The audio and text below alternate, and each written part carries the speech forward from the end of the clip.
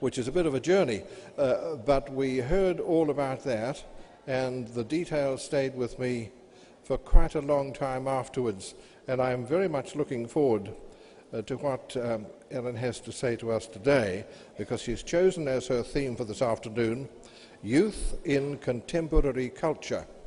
Now, I suggested to Ellyn in one of my very uncharitable moments, of which there seem to be increasing numbers, I said, youth and culture surely must be an oxymoron.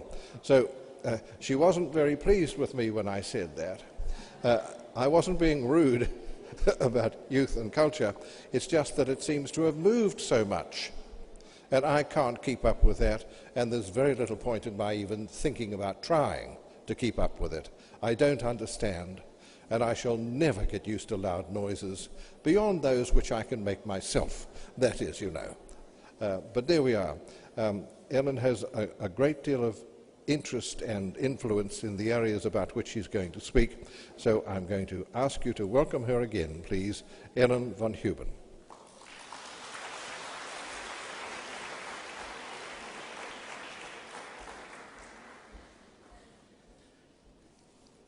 Thank you so much for having me back here again.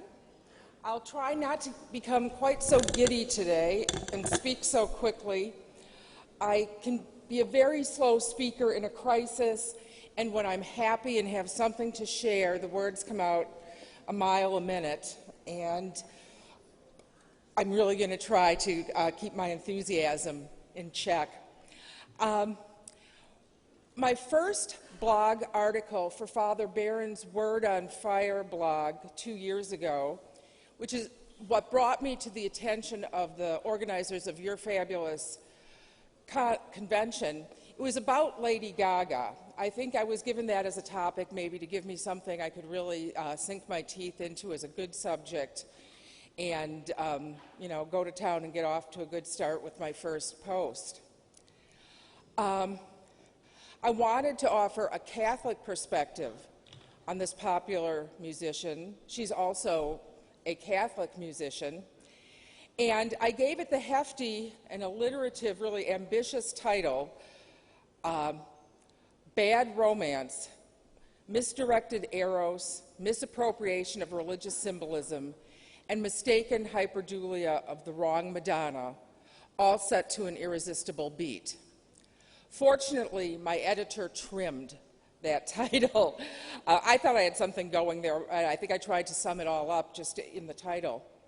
Besides Lady Gaga's catchy pop tunes, one thing that caught my eye was that she was an alumni of a Sacred Heart school, as I am. I went to Barra College of the Sacred Heart in Lake Forest, Illinois, and Lady Gaga was a graduate of Sacred Heart High School in New York City. And I sort of wonder, you know, what the sisters think of their graduate. Do they, you know, worry about her salacious undulations or her smutty lyrics and all of the publicity, good, bad, and otherwise?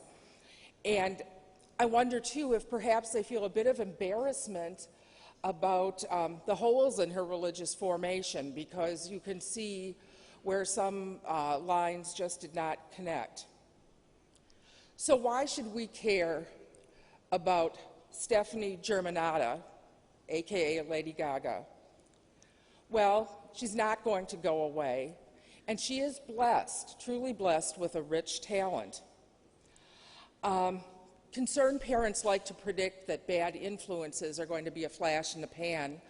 I guess I'm giving away my age when I say I remember my parents, my aunts and uncles, tisking about the Beatles and saying how they'd be gone like that, or the Rolling Stones. And, you know, I kind of think Mick Jagger should, you know, hang it up at some point. He's starting to look a little undignified after some 50 years.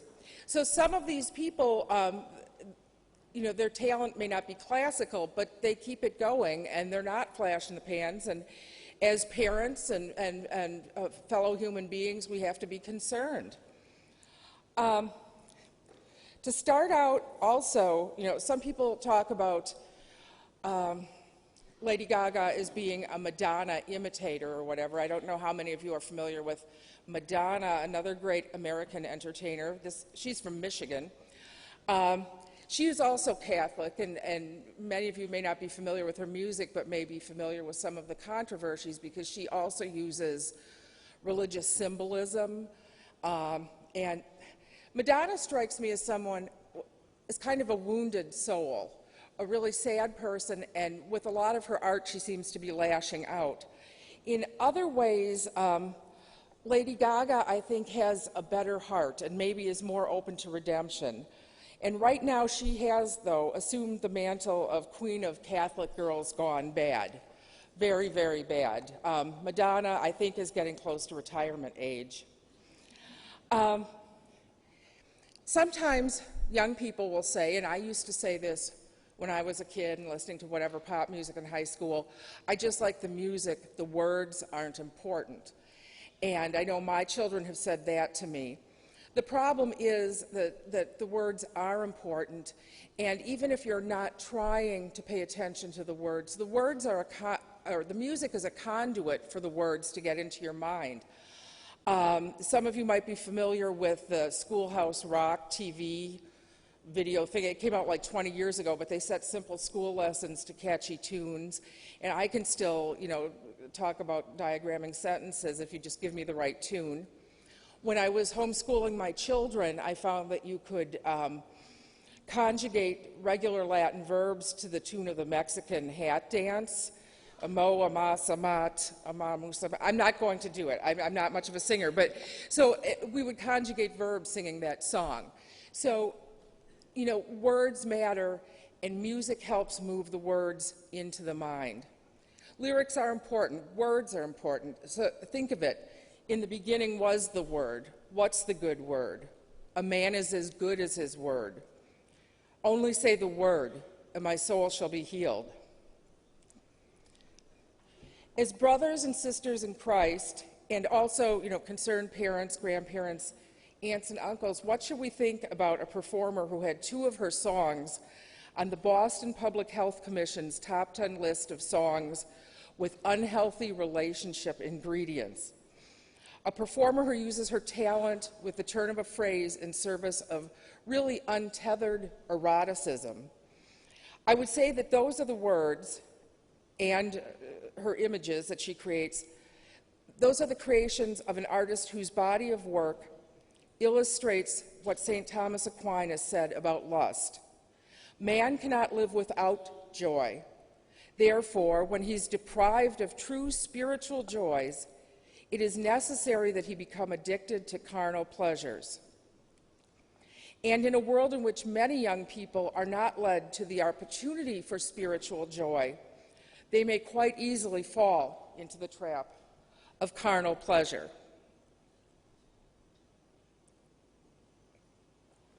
There's an interesting book by a Dr. Madeline Levine, and she talks about, it's titled The Price of Privilege. She talks about the pitfalls of growing up overprivileged. Children grow up in almost a hothouse environment, beautiful homes, a safe town, excellent schools, all the material extras for sports and hobbies and whatever.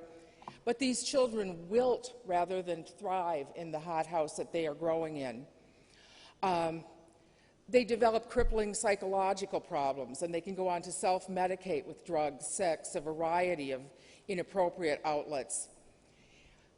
Because the one thing they have been deprived of is spiritual joy. External rewards and comforts are no substitute for the joys of life in Christ, and so they reach out for carnal pleasures and find despair. Some find their way back, but not all do. And artists like Lady Gaga are sometimes their companions in this reaching out for pleasures and things to take the space in their heart where Jesus should be. When I talk about the pitfalls of youthful privilege, I can't help right now detour into a brief mention of some tragic events in my own hometown in recent months. Some of you may be familiar with the movie Ordinary People. It won several Academy Awards around 1980. and it had Mary Tyler Moore and Donald Sutherland, and it was set in and filmed on location in Lake Forest, Illinois, which is where I work, and it's the town right next door to where I live. I remember even holding my one-year-old daughter and standing on the sidewalk and watching them film one of the street scenes.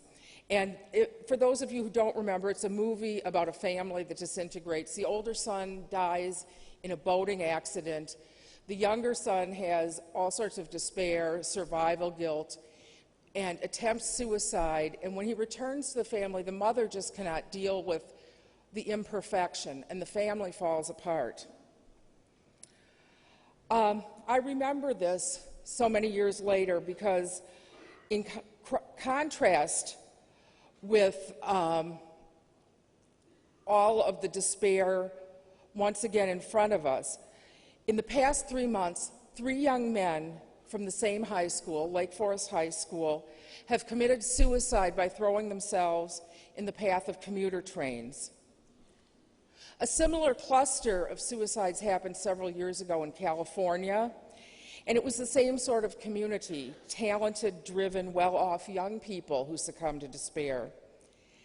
And just as in California, these train tracks run through a town directly to the north of us where there is a lot of poverty, a lot of reason for despair, material deprivation.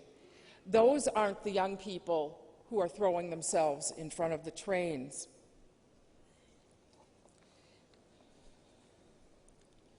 It's not to say that there's no spiritual joy found in my own community, but there's a gap that needs to be filled, and all I can do right now, because I'm here today, is ask you to keep the children of my town in your prayers, along with all the children in the world, because there is so very much need.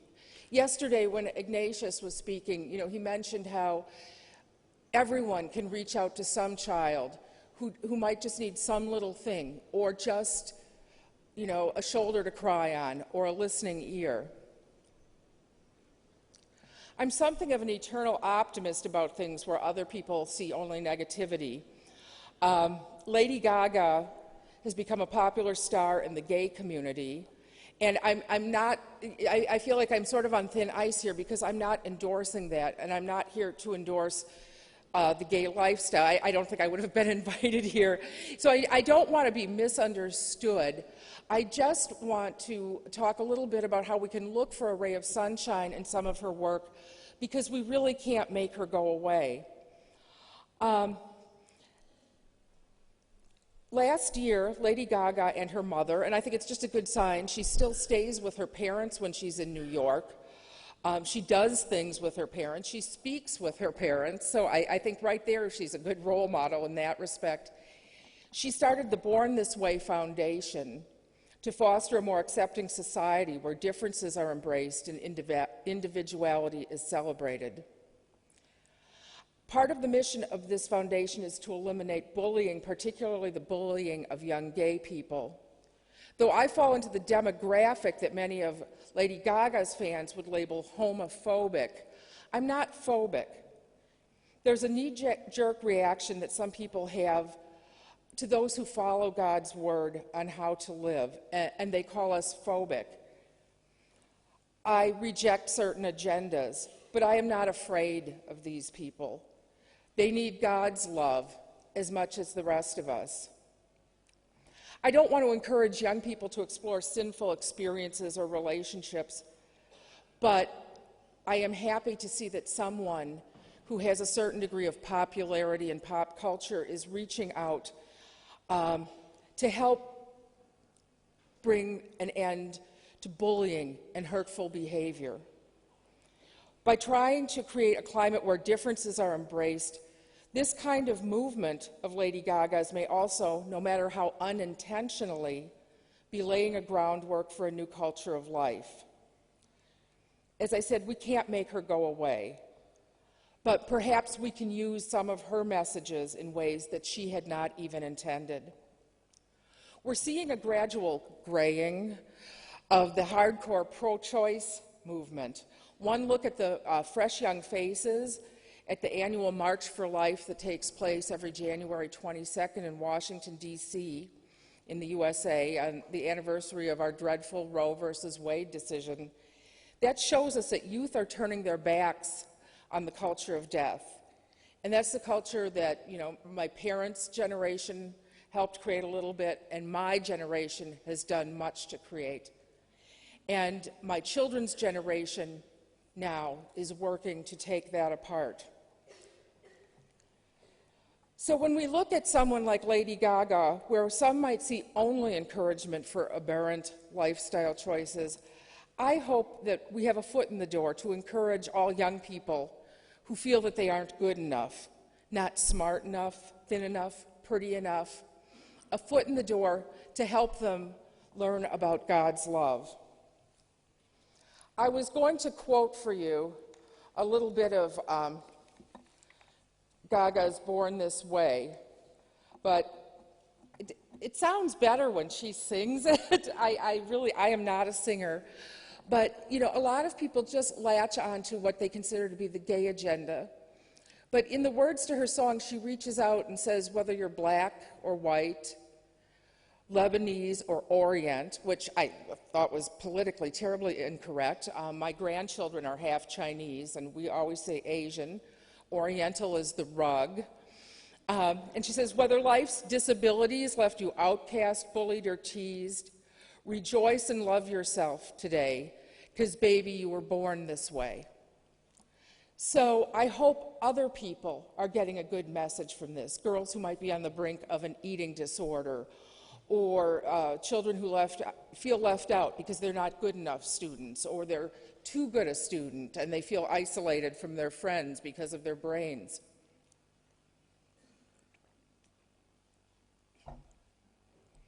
So, as I said, I hope a little bit of this, because we can't make it disappear, I hope it rubs off and helps in the seeds of what's going to bloom into a new generation of a culture of life. All of you who are parents know how difficult it is to protect our children. When they're really young, it's easy. You can keep things out of the house. You can turn off the radio when they're around. But before you know it, they're exposed to things you can't control. I enjoyed homeschooling my children.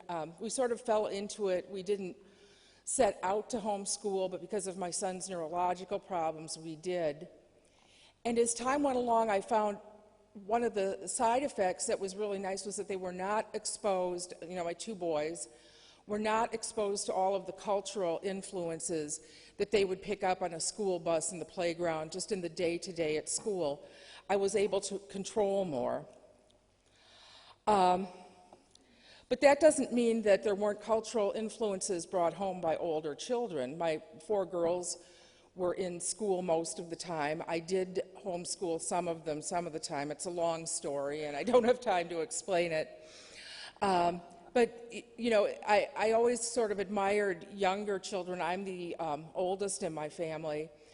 And I noticed my friends who were not the oldest had a little more, I don't know, savvy in life, because they had older brothers and sisters who would teach them about things, you know, the clothes, the pop stars, whatever, and I had to figure things out for myself with my friends, and then it was my sister who got to be more with it and whatever, because she was learning from me.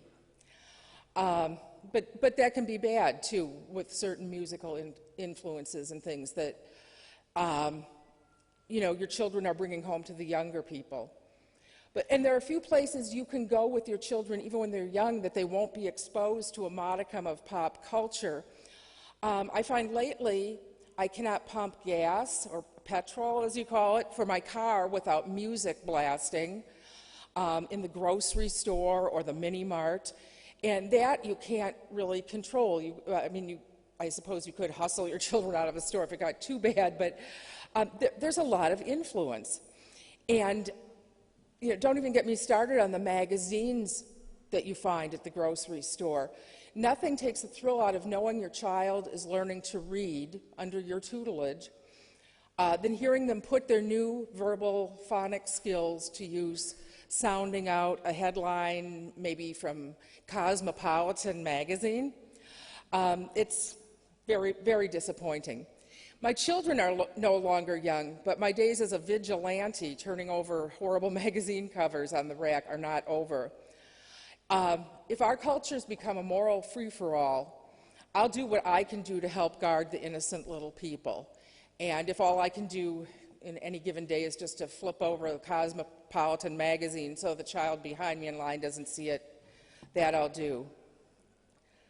No discussion of Lady Gaga can overlook her use of religious imagery. Like many not really well-catechized people of her generation, she knows just enough to make her dangerous.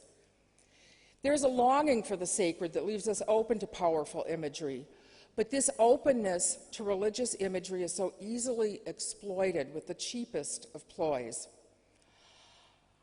I pray that this horrible abuse of our religion just to make a splash has run its course. I made the mistake of tuning into this year's Grammy Awards show, and I saw the entertainer, and I'm using that term very loosely, named Nicki Minaj, and she made a spectacle of a performance with an unremarkable song, and she trotted out an array of Catholic imagery mixed up with deviant behavior in a disgusting hodgepodge. If it hadn't been offensive, deeply offensive to me, and if I hadn't been offended by the network's total disregard for my faith and the faith of so many people, I would have felt sorry for her. The performance resembled more like a tantrum. She was going to do anything she could do to get attention and to be hurtful. I think sometimes as I said with Madonna, some of these entertainers have problems that need to be addressed.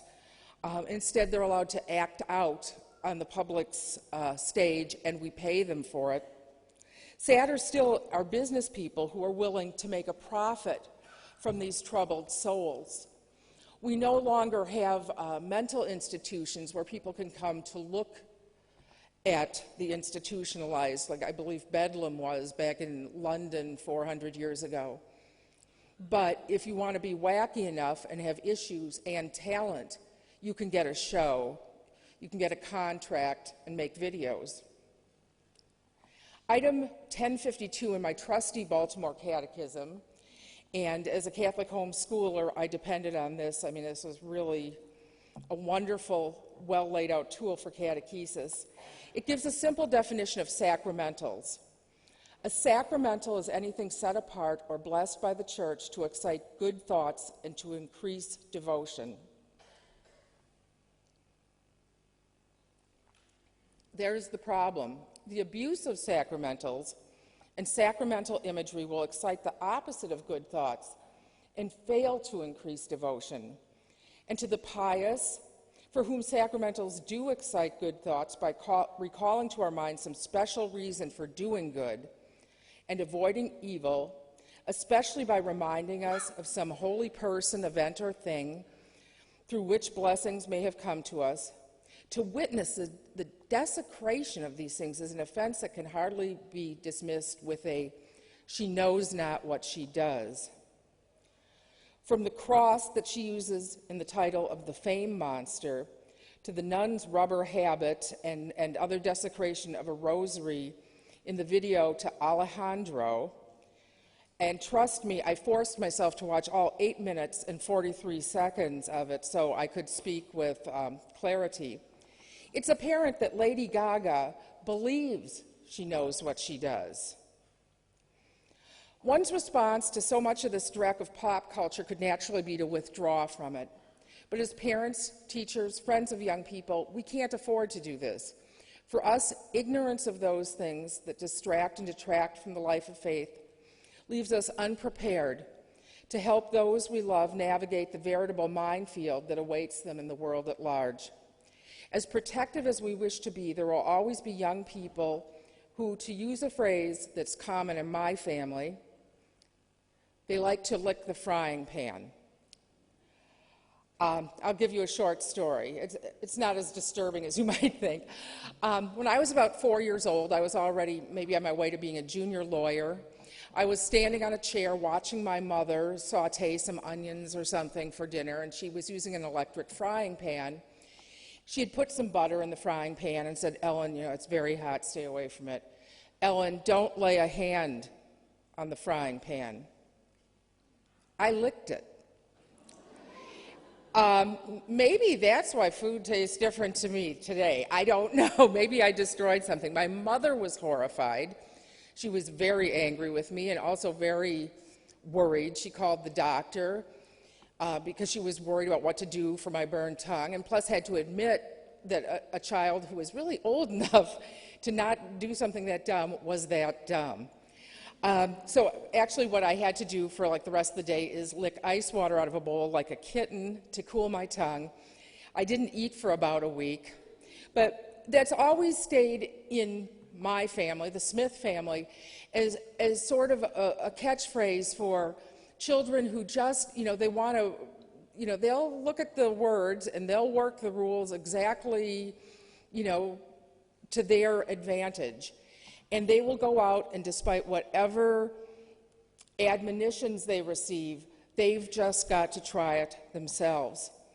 So, sometimes with some of our children, we can say, "No, don't do that, stay away from it, it's terrible." And they will accept that. Other young people, that is almost like an invitation for them to do it. And so there's a virtual frying pan out there. Electronic media, which can be a very great tool for good, for education, evangelization, also can bring the evils of the world close to home, indeed right into your home.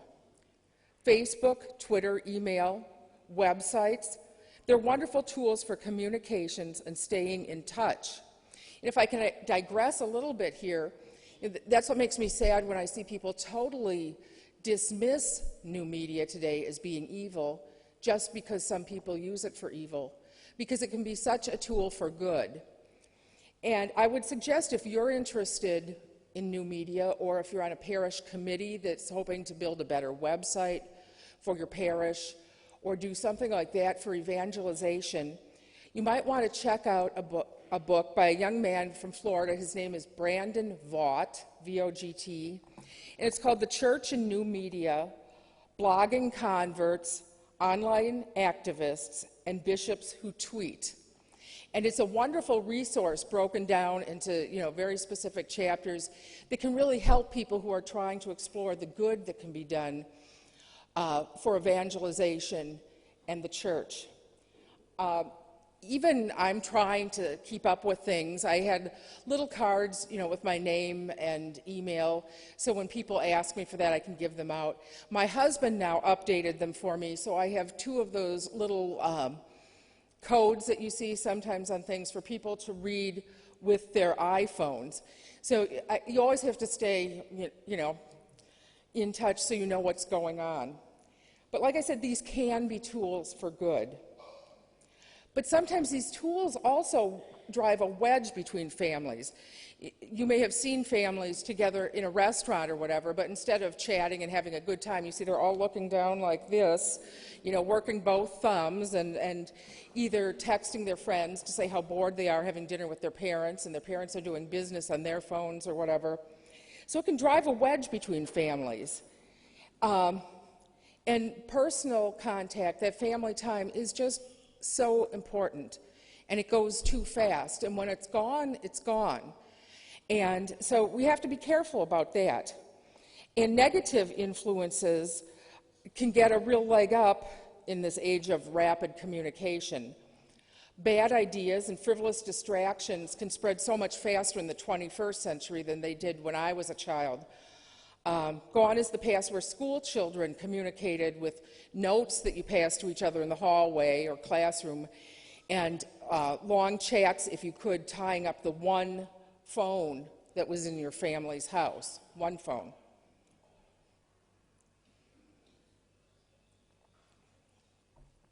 I'd like to quote again today from Flannery O'Connor, the late Southern American writer. She has so much to say for the 21st century. As a message for all Christians. She said we have to push back against the age as hard as it pushes against you. What people don't realize is how much religion costs. They think faith is a big electric blanket, when of course it is the cross. So we need to be informed about what's going on. We can't push back against the age if we don't know what the age is pushing at us. Flannery also said the truth does not change according to our ability to stomach it. That goes for the hard truths of our faith, which I'd say many young people fall on that side these days. Or even, people in my age group, they cannot stomach the truths of our faith. There's the harsh reality of the culture that surrounds us. So we have to know what's going on. If we have strong faith, that can give us the undergirding, or whatever you would call it, to venture into territories that, might be dubious for other people. Last year I read a really good book by Patti Smith, an American musician and artist and Renaissance woman, called Just Kids. It's nothing I would recommend to high school readers or to my children. For those sound in their faith, you can find real moments of the movement of grace in this book. But this is one of these areas where there has to be discernment, and I find it disturbing when high schools or public libraries just have this wide open kind of policy of children can read whatever they want. Some things are for grown-ups. Also, I don't know if any of you ever saw the movie Fight Club, which is kind of a bizarre, intense movie. I started reading some of the novels by Robert Palahniuk, I think that's how you pronounce it, last year. They can be pretty harsh. I wouldn't recommend those for young people. But if you have that undergirding of faith, you can even find the movement of grace in these books. Before Larry King went off the air, you may be familiar with Larry King from his American television show. I think he's like 200 years old or something. He had an interview with Lady Gaga, and he talked to her about religion, and her response sort of got to me like proverbial nails on a blackboard. She dismissed religion for some sort of nebulous spirituality, and she seems to have a certain misunderstanding of God, his mercies, and his church. But she knows how to cash in on the affections that distract from and supplant spiritual love. She said, heaven or hell? I guess I could go either way, couldn't I? That much she got right. But we can hope that through God's grace, and where sin abounds, may grace abound even more, that her prodigious talents and energy be put to better use for her sake, for ours, and for the world's. Recently, there have been some articles about how Lady Gaga has been diagnosed with lupus. Flannery O'Connor died from complications of systemic lupus in, I think it was 1963, maybe 64. Perhaps she would be someone whose intercession we could ask for a fellow lupus sufferer and talented Catholic woman. Her intercession to ask her to help Lady Gaga get on the right track and to use her talents, her wonderful God-given talents for rhymes, for music, for color, for dangerous shoes, that as a mother I would never let my child out of the house in shoes that dangerous. We can pray that she can turn this around. Prayer is the positive action that we can use when we're appalled, saddened, even entertained. She doesn't live near me, so I can't sneak into her house and put a green scapular under her mattress or anything. I don't see her in the market, but I can pray. There is a video, just as a last thing, a video that Lady Gaga did several years ago.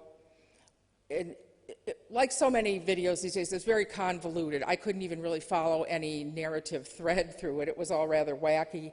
And it somehow ends with her and a friend in jail, and they're trying to call a friend to bail them out or whatever and can't get through. And so I'd like you to think in terms of that video, that her confidence, her flippant bluster, and her kabuki-like costumes, those horrible, scary shoes, they're a shell that separates Stephanie Germanotta from the flamboyant, concupiscent Lady Gaga. Our Lord's waiting. He's waiting for Stephanie, who in the waters of baptism died with Christ and rose with him to new life. She possesses a heart like all of us, a heart restless until it finds its rest in the Lord. When she's ready, when she calls Jesus, the message she receives won't be, "We're sorry, the number you've received is not in service." So please pray for our children, pray for Lady Gaga and all of those in the entertainment media. And thank you very much for having me here today. It's been wonderful.